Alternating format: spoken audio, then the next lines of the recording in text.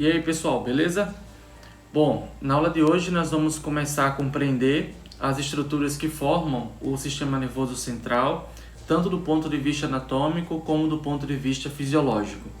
A gente já aprendeu que o sistema nervoso central ele contém a medula espinal e também o encéfalo. Na aula de hoje nós vamos começar a entender a anatomia e um pouco da fisiologia da medula espinal.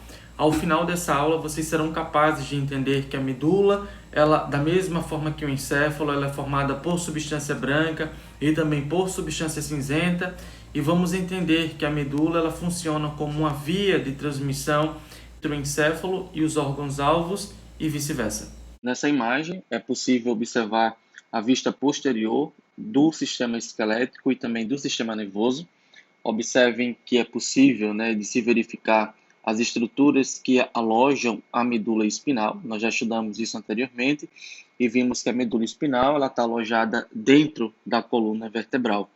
E essa coluna vertebral ela é formada por um conjunto de 33 ossos que nós conhecemos como vértebras. Essas vértebras elas podem ser classificadas de acordo com a sua posição anatômica.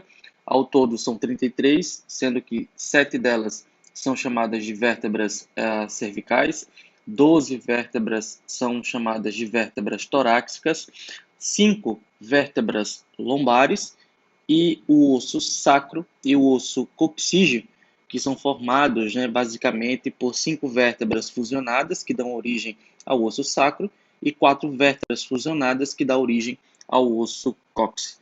Portanto, o cóccix, o sacro, as vértebras lombares, as vértebras torácicas e as vértebras cervicais, elas formam a coluna vertebral que protege a medula espinal.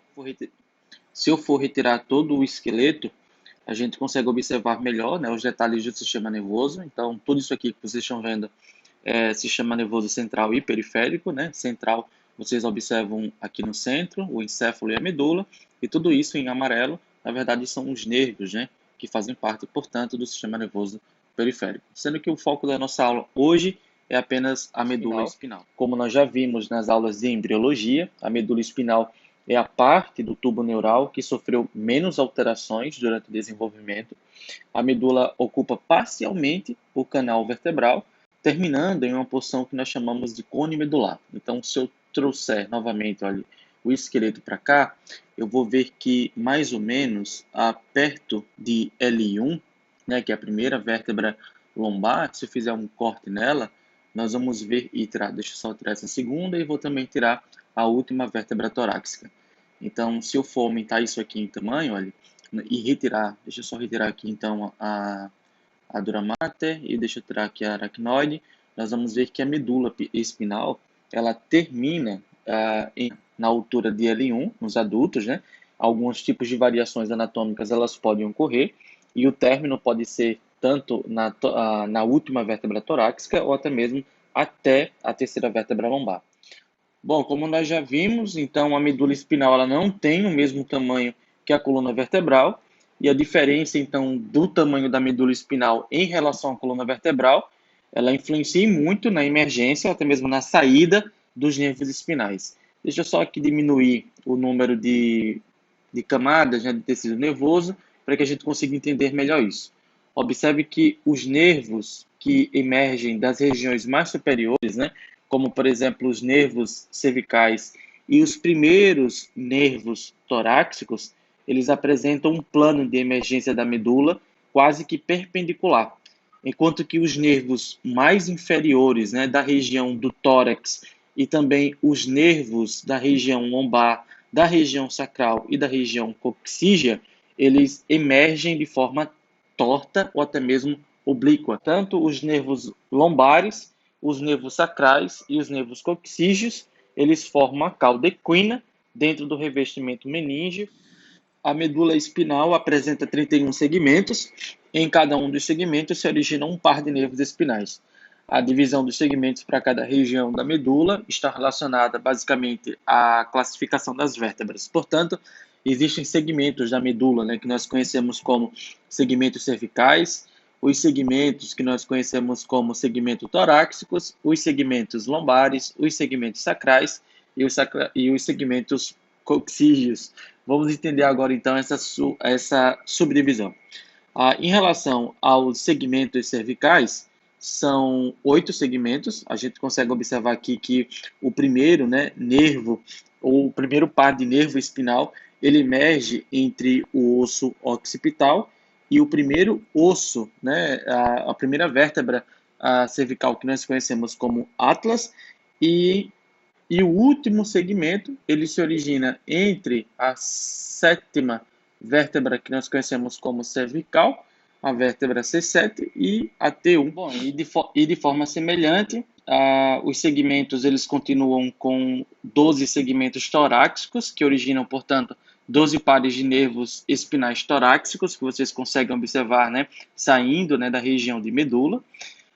Os 5 segmentos eles também podem ser lombares, que originam 5 pares de nervos espinais lombares, que emergem dos forames intervertebrais, da mesma forma que os forames torácicos. 5 segmentos que nós conhecemos como sacrais, que originam 5 pares de nervos espinais sacrais. E um segmento coccígeo, que origina um par de nervo coccígeo. Então, esses foram os segmentos, né, da medula espinal: o segmento coccígeo, os segmentos sacrais, os segmentos lombares, os segmentos torácicos e os segmentos cervicais.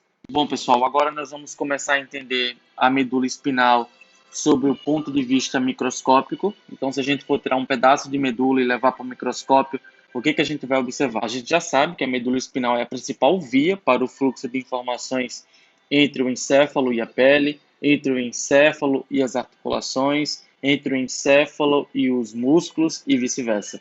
Além disso, a gente já sabe que a medula espinal ela contém redes neurais que são responsáveis pela locomoção e também pela sensibilidade. E se a medula, por exemplo, ela é seccionada, né, fraturada, pode haver perda da sensibilidade da pele e dos músculos, bem como também pode acontecer paralisia, que é a perda da capacidade de controlar voluntariamente a musculatura esquelética. A medula espinal ela é dividida em segmentos, como nós já vimos anteriormente, e cada segmento ele dá origem, né, a um par bilateral de nervos espinais, como também nós já vimos.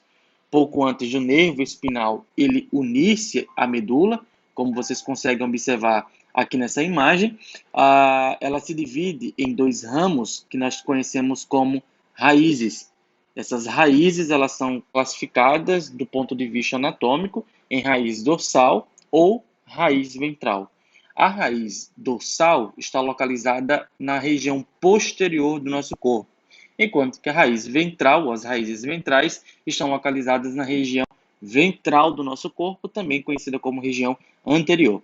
A raiz dorsal de cada nervo espinal, ela é especializada em conduzir informações que nós conhecemos como sensoriais ou de entrada, ou também chamadas de aferentes, enquanto que a raiz ventral, ela carrega informações provenientes do sistema nervoso central para os músculos e também para as glândulas, portanto, carregando informações de saída.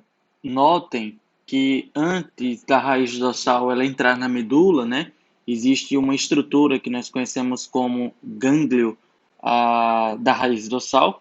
Essa estrutura ela é constituída de corpos celulares de neurônios sensoriais e serve como um referencial para que a gente consiga diferenciar a raiz dorsal da raiz ventral. A raiz dorsal, por ser sensorial, ela apresenta esse gânglio, né, que contém cabeças de neurônios sensoriais, enquanto que a raiz ventral, que está voltada, né, para a região anterior do nosso corpo, não apresenta o gânglio sensorial.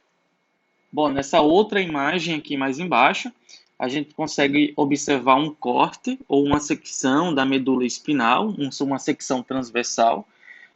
Nesse ponto de vista, a gente consegue observar que a medula espinal ela contém substância cinzenta e também substância branca. Observe que a substância cinzenta na medula está localizada mais internamente e assume um aspecto de uma letra H ou até mesmo de uma borboleta.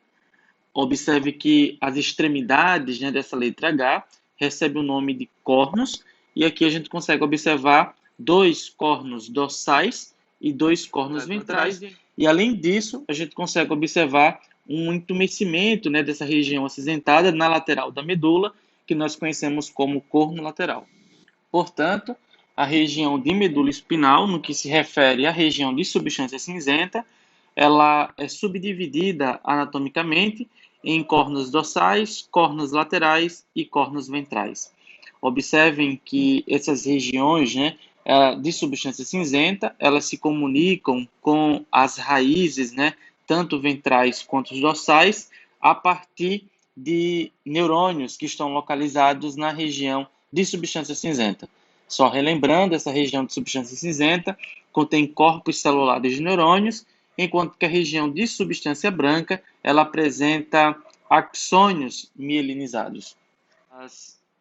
Como vocês podem observar nessa imagem, as fibras sensoriais da raiz dorsal elas fazem sinapse com interneurônios dos cornos dorsais da substância cinzenta. Os corpos celulares do corno dorsal estão organizados em dois núcleos distintos, em núcleos sensoriais viscerais e também os núcleos sensoriais somáticos. Enquanto que os cornos ventrais, como vocês podem observar nessa imagem, ele contém corpos celulares de neurônios motores que conduzem sinais referentes para músculos e também para as glândulas. Os cornos ventrais estão organizados em núcleos somáticos motores e também autonômicos. Em relação à região de substância branca da medula espinal, ela seria equivalente, eu sempre gosto de falar isso em sala de aula, a elevadores que só sobem para o último andar ou elevadores que só descem para o último andar, ou até mesmo a cabos de fibra óptica que as empresas telefônicas usam para conduzir o nosso sistema de comunicação. A substância branca ela pode ser dividida em diversas colunas, que vocês podem observar na imagem em verde ou até mesmo em azul, que são compostas de tratos de axônios que transferem informações para cima e para baixo na medula. Os tratos ascendentes, eles levam, portanto, informações sensoriais para o encéfalo. Observem que eles estão localizados basicamente numa região que está voltada para o lado posterior do nosso corpo, enquanto que os tratos descendentes, eles levam comandos para os neurônios motores e observem que eles ocupam as porções ventral, como vocês conseguem observar aqui nessa imagem, e lateral interna da substância branca.